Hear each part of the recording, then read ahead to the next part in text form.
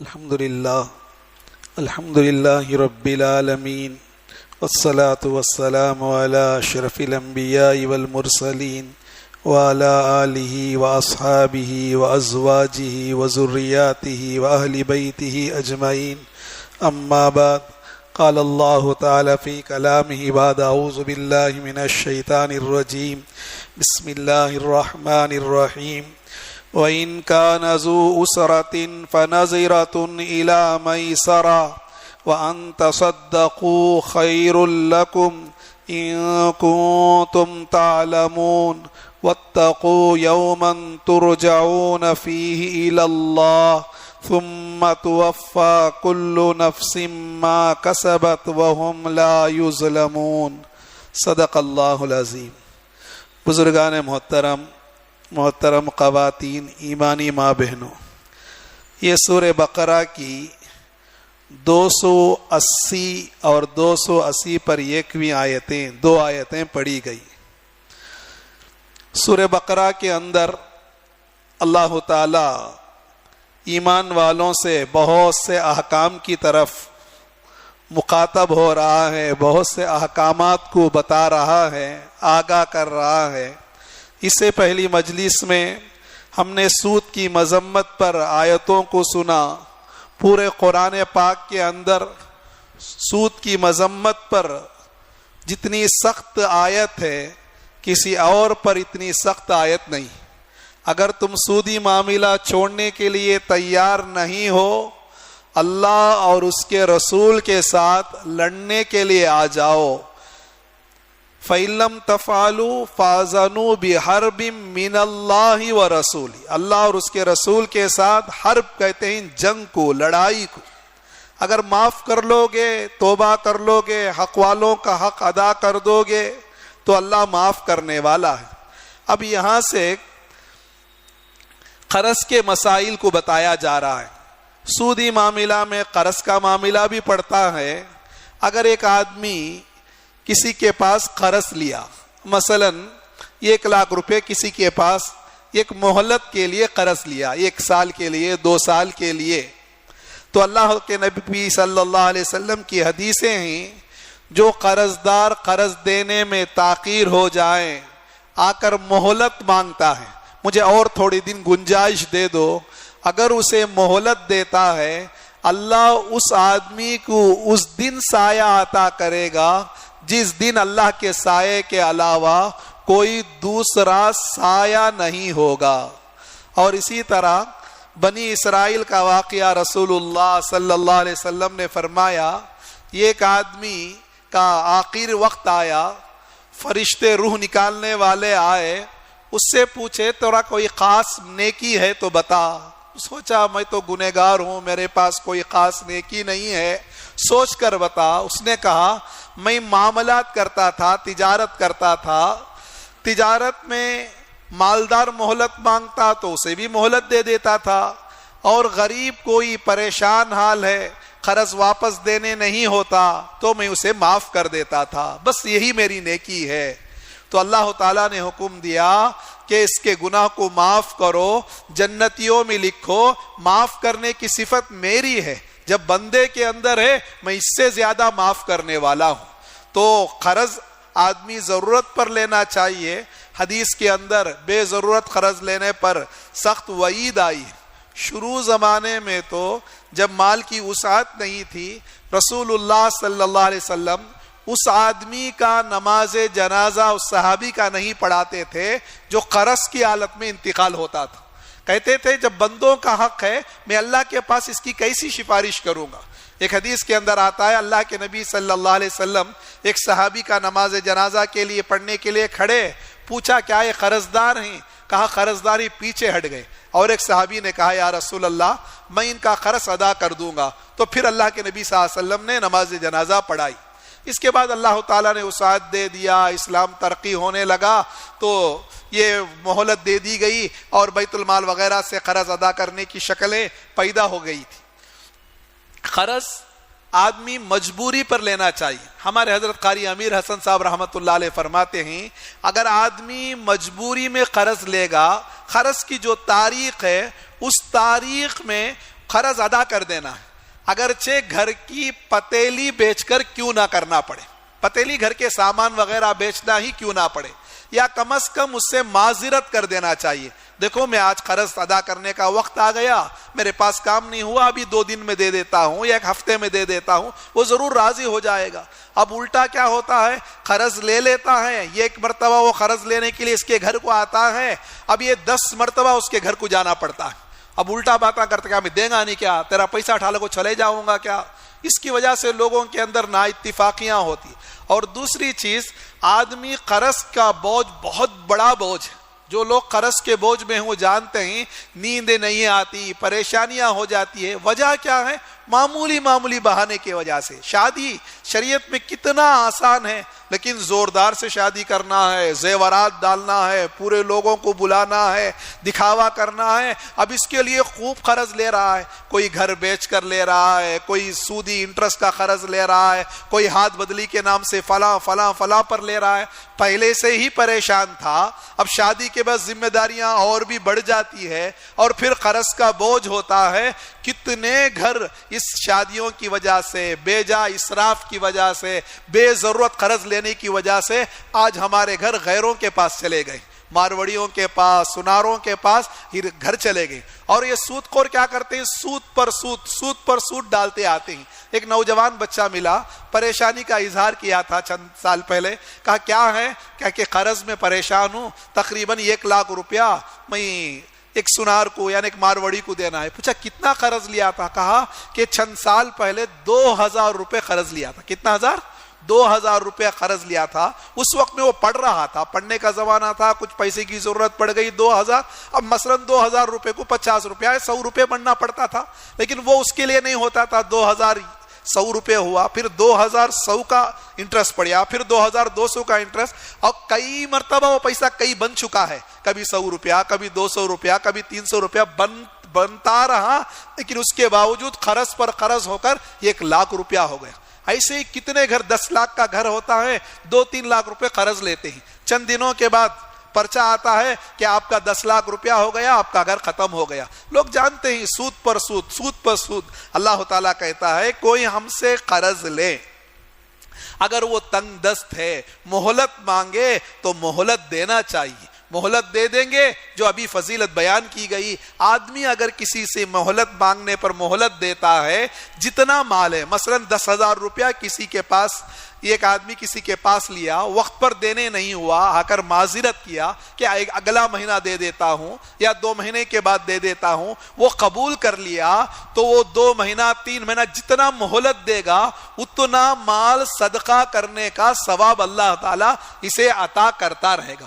اور اعلیٰ درجہ کیا ہے، اللہ اسے خوب نوازا ہے، مال دیا ہے، واقعتاً لے کر جو آدمی گیا پیسہ رکھ کر نہیں دیتا ہے۔ بعض لوگ ہوتے ہی پیسہ ہے، اب عیاشی کر رہے ہیں، بے جا کھا رہے ہیں، اچھی طرح پی رہے ہیں، لیکن قرضداروں کا قرض ادا نہیں کرتے، یہ ظالم لوگ ہیں، ایسا کرنا ناجائز ہے۔ ایک آدمی مجبوری میں قرض لیا، قرض ادا کرنے کی بھی اس کے پاس شکل نہیں ہے، صورت نہیں ہے، ایسے آدمی کو یہ آدمی معاف کر دیا، وَأَن تَصَدَّقُوا، یعنی معاف کر دیں، چھوڑ دیں، خَيْرٌ لَكُمْ، تمہارے لیے بہت بہتر ہے۔ دنیا کے اندر بھی اس مال کو معاف کرنے کی وجہ سے اللہ دوسرے راستے سے مال دے دے گا، بقیہ مال میں خیر و برکت عطا کرے گا، آخرت کا بھی ذخیرہ بن جائے گا، آخرت کے لیے بھی نیکی ہی نیکی بن جائے گی۔ تو ان آیت کے اندر یہ بتایا گیا سخت مجبوری میں قرض لینا ہے، قرض لے لے، وقت پر ادا کرنا ہے، اگر وقت پر ادا کرنا نہ ہوا اس سے وہ پوچھنے سے پہلے معذرت کر دینا چاہیے، وقت کو اور بڑھا لینا چاہیے۔ اگر آدمی معذرت کرتا ہے اور وقت مانگتا ہے، واقعتاً وہ مجبوری ہے، تو اللہ کہتا ہے کہ اسے مہلت دینا چاہیے، اسے گنجائش دینا چاہیے، معاف کر دینا تو بہت اعلیٰ درجہ ہے۔ سود کے مسائل کے بعد اس لیے آیا، سود خور کیا کرتے ہیں، قرض آدمی مجبوری میں قرض لیا ہے، اب قرض ادا کرنے نہیں ہوا، پھر اس قرض کا سود، پھر سود کا سود جسے ابھی بتایا 2000 روپیہ 1 لاکھ روپیہ میں جا کر ٹھہر گیا۔ میں بتا رہا ہوں کئی سال پہلے کا، اب نہ جانے اگر ادا نہیں کیا ہے تو کتنا پہنچ جائے گا۔ تو اسی وجہ سے شریعت کے اندر سود کی سخت مذمت بیان کی گئی ہے۔ آگے آیت ہے، بہت اہم آیت ہے، قرآن پاک کی نزول کے اعتبار سے سب سے آخر آیت ہے۔ قرآن پاک جس ترتیب سے ہمارے پاس ہے اس ترتیب سے قرآن نہیں اترا ہے۔ سب سے پہلی جو آیت اتری اقرأ بسم ربک الذی خلق خلق الانسان من علق، وہ آخر پارے میں، وہ 30ویں پارے میں، اما پارہ الحم میں ہے۔ اور اسی طرح سب سے آخر میں جو آیت اتری یہ آیت ہے، یعنی 280 پر 1ویں آیت سورہ بقرہ کی۔ اس کے بعد اللہ کے نبی پر کوئی آیت نہیں اترا، چند دن کے بعد اللہ کے نبی اللہ کے پیارے ہو گئے۔ یہ سب سے آخر آیت ہے۔ سب سے پہلی آیت اقرأ بسم ربک الذی خلق خلق الانسان من علق، اس کے بعد دوسری آیتیں اتری سورہ مزمل کی چند آیتیں، پوری سورت نہیں، سورہ مدثر کی چند آیتیں، نون والقلم اس کی آیتیں، اس طرح آیتیں اترتی رہی۔ سب سے پہلے مکمل سورت جو اترا ہے وہ سورہ فاتحہ ہے، سب سے پہلے مکمل اترا۔ اگرچہ سورہ فاتحہ سے پہلے آیتیں تو اتری تھی لیکن مکمل سورت نہیں اترا تھا۔ سورت سب سے پہلے سورہ فاتحہ اترا، اور قرآن کی ترتیب میں بھی سورہ فاتحہ کو پہلے رکھا گیا ہے، شروع میں رکھا گیا ہے، لیکن سب سے پہلی جو آیت اتری اسے آخر میں رکھا گیا۔ اور حکم کے اعتبار سے سب سے آخر میں جو آیت اتری حکم کے اعتبار سے وہ الیوم اکملت لکم دینکم، وہ بھی بعد میں آ رہا ہے۔ سب سے آخر میں جو سورت اتری، سورت کہتے ہیں، سورت الگ ہے، آیتیں الگ ہے۔ سب سے آخر میں جو سورت اتری وہ سورہ نصر ہے جو آخر پارے میں ہے، اذا جاء نصر اللہ والفتح الی آخرہ۔ سب سے آخر میں جو آیت اتری یعنی 6660 پر 6 آیتوں میں سب سے آخر آیت یہ آیت ہے واتقوا یوما ترجعون فیہ الی اللہ۔ اس کے بعد کوئی آیت اتری نہیں، رسول اللہ صلی اللہ علیہ وسلم اللہ کے پیارے ہو گئے، اور یہ آیت یہاں پر ہے۔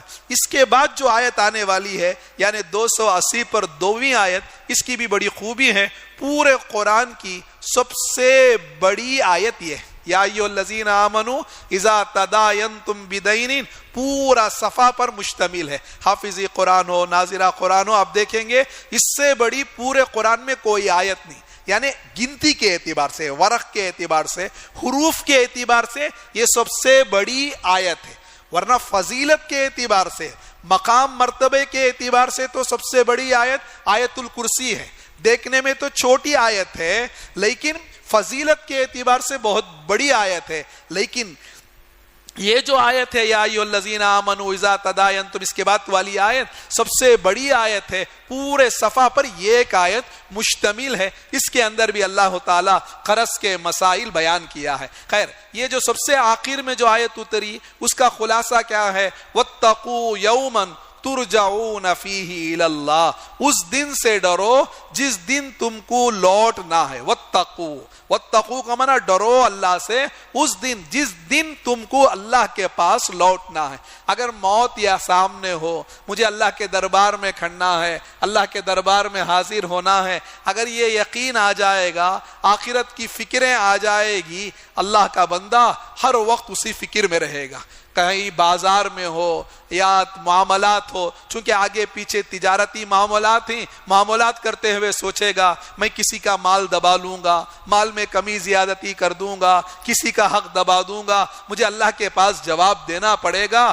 ثم توفی کل نفس ما کسبت، توفی کا معنی پورا بدلہ دینا، پورا بدلہ دیا جائے گا ہر آدمی کو، اور ظلم نہیں کیا جائے گا۔ جیسی زندگی گزار کر آئے گا آخرت میں اسی طرح اسے بدلہ ملے گا، اس کی نیکیاں ملے گی اور اس کا آخرت بنے گا۔ تو آخرت کو ہر وقت سامنے رکھ کر زندگی گزارنا ہے۔ جو آخرت کو سامنے رکھ کر زندگی گزارتا ہے اللہ تعالیٰ اس کا دنیا بھی سنوار دیتا ہے، آخرت کا مسئلہ تو اس کا اللہ تعالیٰ آسانی کے ساتھ حل کر دیتا ہے۔ اصل آخرت کی زندگی ہے۔ اب اس آیت کی طرف آتے ہیں جو قرآن پاک کی سب سے بڑی آیت ہے۔ اللہ تعالیٰ اس کے اندر قرض کے معاملات کے بارے میں فرماتا ہے۔ یہ آیت اتر کر 1400 سال ہو گئے، اب ہجری اعتبار سے 1442 چل رہا ہے۔ اس زمانے، اس سے پہلے یہ آیتیں اتری مکی دور کے اندر ہے، اس درمیان میں اتری ہے۔ اس زمانے میں لکھنے کا معمول اتنا نہیں تھا،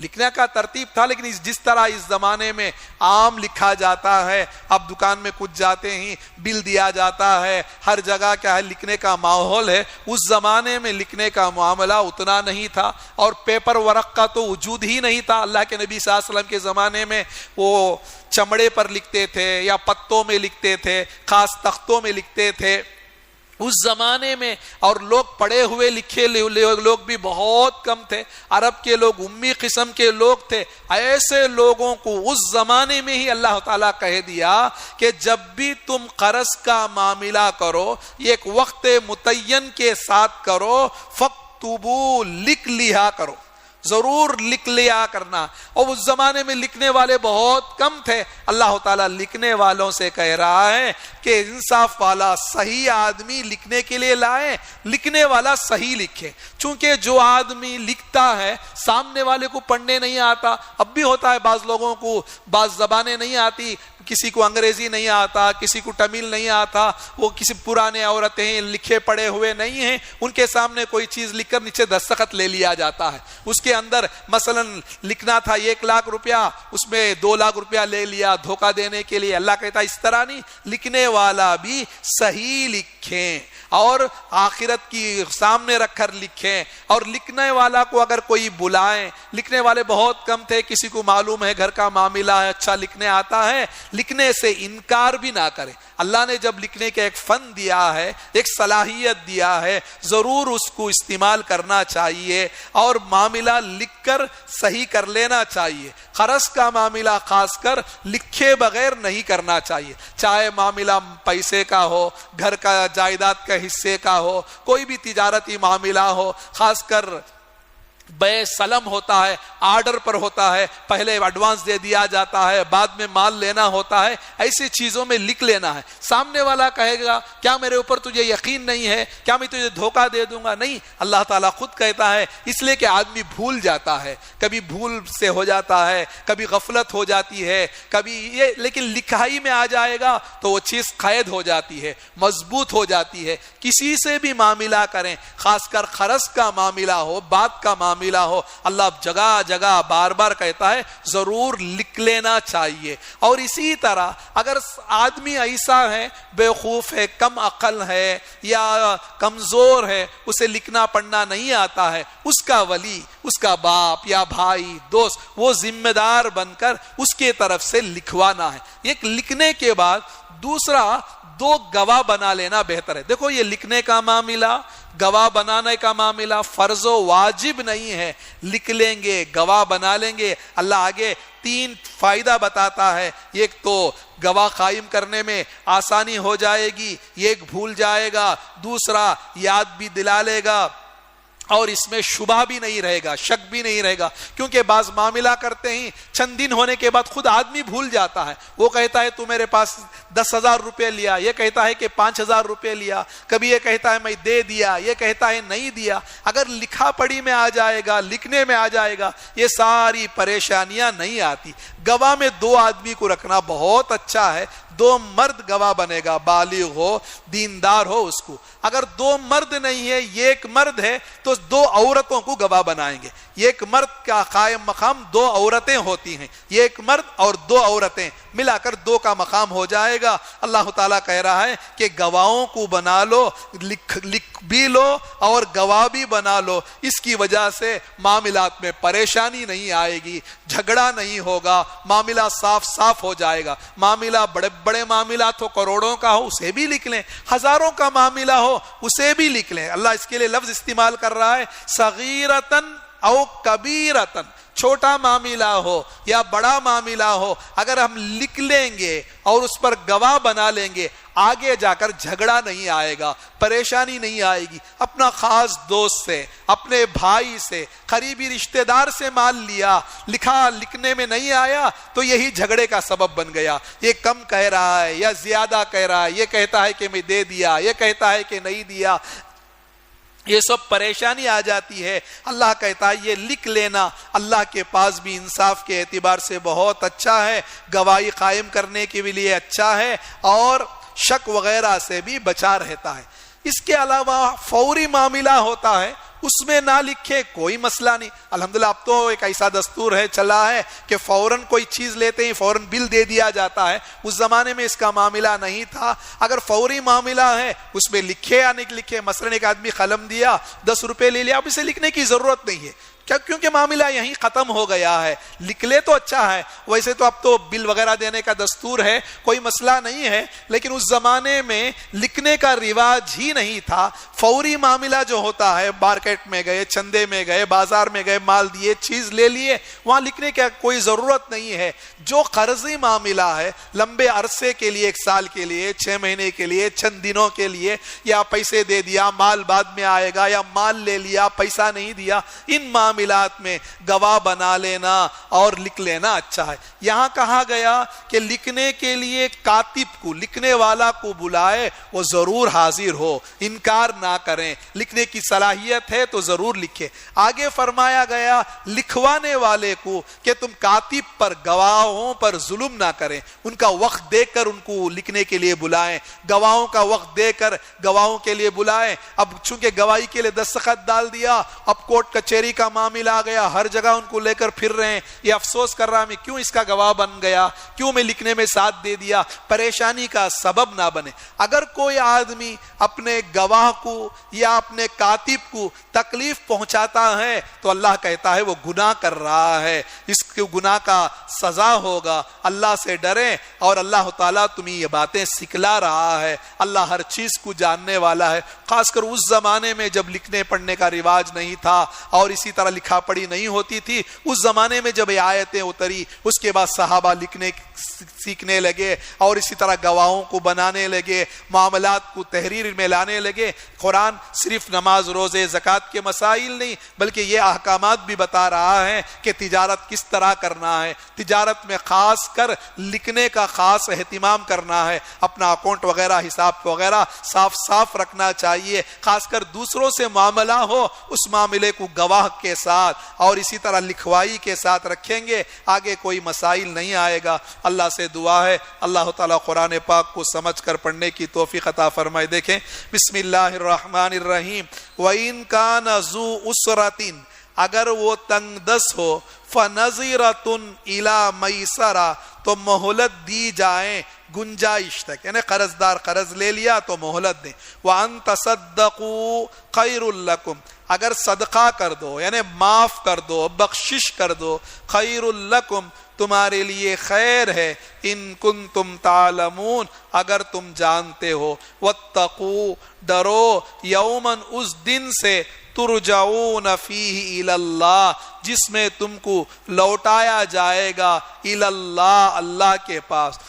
ثم توفا, پھر پورا بدلہ دیا جائے گا, کل نفس, ہر نفس کو, ما کسبت, جو اس نے کمایا, وہم لا یظلمون, اور اس پر ظلم نہ ہوگا. یہ قرآن پاک کی سب سے بڑی آیت آ رہی ہے. یا ایھا الذین آمنو, اے ایمان والو, اذا تداینتم, جب تم قرض کا معاملہ کرو, تداینتم معاملہ کرو, بدین, قرض کا, الی اجل مسمی, ایک وقت مقررہ تک, فاکتبوہ, اس کو لکھ لو, ولیکتب, چاہیے کہ لکھیں, بینکم, تمہارے درمیان, کاتبن, کوئی لکھنے والا, بالعدل, انصاف کے ساتھ, عدل کے ساتھ, ولا یاب کاتبن, لکھنے والا انکار نہ کریں, ان یکتبا, یہ کہ وہ لکھیں, کما علمہ اللہ فلیکتب, جیسا اللہ نے اس کو سکھایا اس طرح لکھیں. ولیملل الذی علیہ الحق, چاہیے کہ وہ لکھیں جس پر حق ہے, یعنی مقروض ساری چیزیں لکھ کر رکھیں. وَلْيَتَّقِ اللَّهَ رَبَّ, اپنے رب سے ڈریں. وَلَا يَبْقَسْ مِنْهُ شَيْئًا, اور لکھنے میں کسی چیز کو کم نہ کریں, یبقس, کم نہ کریں. فَإِنْ كَانَ الَّذِي عَلَيْهِ الْحَقُّ, وہ جس پر حق ہے, صفیحاً, کم عقل ہے, او ضعیفاً, یا کمزور ہے, او لا یستطیع ان یمل, یا وہ استطاعت نہیں رکھتا ہے کہ لکھوائیں, ان یمل ہوا وہ لکھوانے کی استطاعت نہیں رکھتا ہے، فلیملل ولیہ بالعدل چاہیے کہ لکھوائیں اس کا ولی یعنی اس کا ذمہ دار انصاف کے ساتھ، واستشہدوا گواہ بنا لیں، شہیدین دو گواہ من رجالکم تمہارے مردوں میں سے، فَإِن لَمْ يَكُونَا رَجُلَيْنِ اگر دو مرد نہ ہو، فَرَجُلٌ ایک مرد، وَامْرَأَتَانِ دو عورتیں ہوں، ممن ترضون من الشہداء ان گواہوں میں سے